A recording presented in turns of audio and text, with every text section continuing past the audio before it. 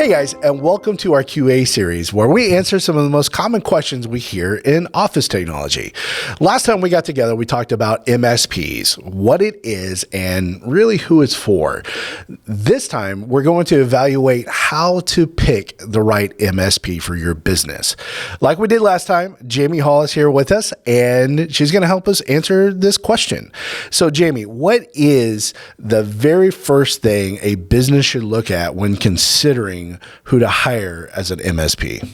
So the very first thing that you need to consider is what is the service coverage area of that MSP, and you need to verify that your business is located within it. Keep in mind that most issues can be solved remotely. However, there are going to be times that require an on-site technician. So just keeping that in mind, how far are you from that MSP? It's going to affect the response times. And also you might want to clarify if those visits are included in your agreement or if those are charged for an additional fee. That's a great point. Availability is the second thing. So there are some MSPs that offer around-the-clock support. Not completely necessary for all businesses. Other MSPs offer support only during business hours with an option to add that kind of emergency support that might include nights or weekends, holidays even. So it's just important that you consider your own specific needs. Make sure they align with what that MSP offers. That's good. Those are really great points. What are some of the must-haves? So I know a lot of MSPs have different, products or services and all that stuff, but what are some of the must-haves when considering an MSP? So let's talk about 2021, especially in light of last year. One of the top priorities for business owners this year especially is cybersecurity. Yeah, with COVID, cybersecurity took off. It's been such a bigger problem now than it has been in the past. Absolutely. Cyber attacks are on the rise. So, and not only cyber attacks, let's talk about backup solutions in general. So you should look for a provider that's going to provide both local, which is on-site backup, as well as cloud backup, or what we call off-site backup. But more importantly to that is what you really want to look at is how often does that MSP test that backup solution, and can they provide you documentation as a proof source that says, hey, we can get you up and running quickly, we can get all your data recovered, we can get you restored in an efficient way. Because really that's kind of the name of the game there. The second thing is a kind of a must-have, if you will, is the strategic planning piece. Business owners aren't IT people, right? So when you partner with an MSP, that's one of the biggest benefits that we offer. So an MSP should be constantly looking for ways to improve your business through technology initiatives. That includes evaluating what you're currently doing, looking for new technologies to kind of overcome challenges, helping you develop a procurement plan, and preparing a budget. So the best MSPs really meet with their clients regularly to make sure those things are in line with their corporate objectives. Yeah, so we're really not just looking to outsource IT like, hey, you guys deal with it. Right. It's more of this is a strategic partnership.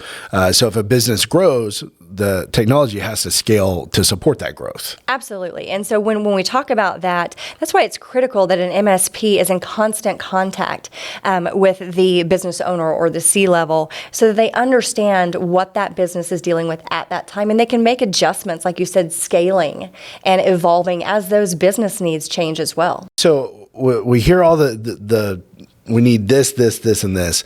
However, we all know that a lot of MSPs are not built the same, right? We have good ones and we have bad ones. So how does a business really determine whether or not the MSP that they're talking to is good or bad? So there are a couple things to look for when you're vetting an MSP. The first thing is look for a guaranteed response time. This is typically going to be outlined in the service level agreement, or what we call the SLA. Second thing is ask for metrics to support those claims. Those are big claims, and you want to make sure that they've got the metrics to substantiate those. Second thing is I would ask for references of current customers, not past customers, current customers. Yeah. So get some references. Also, you might ask for a case study or two, bonus points for any case studies that are relevant or within your same vertical. So now a business you guys have heard all the stuff. Will you tell the viewer now a little bit of how they can get more info? Because we just kind of scratched the surface here. Sure. Do we have anything that's out there where they can really read and get to know this process a little bit better? Absolutely. Check us out online at xceloffice.com. We actually have a blog post over this exact topic where we elaborate a little bit more. So like you said, we just touched on a few key things, but there's about 15 or so factors and some kind of sub-factors within that it's really important to know, be aware of, and to discuss with your MSP during the evaluation process. If you've got any questions, you can also reach out to us over the phone. It's 405-748-4222. Oh, excellent. And two, if you're on YouTube, we're going to leave that link to the blog post. We're going to leave that down below in the descriptions. And if you are on YouTube, go ahead and give us a like. Let us know that you're watching, as well as hit that subscribe button, because we are going to release these videos once a month, and you should probably know when they're coming out. All right, guys. Also, finally, check us out on LinkedIn and Facebook. Guys, have a wonderful day. I hope this helps you in determining what the right MSP is for your business. And if you do have any questions, we would love to help you out in any way. Guys, have a great day. Talk to you later.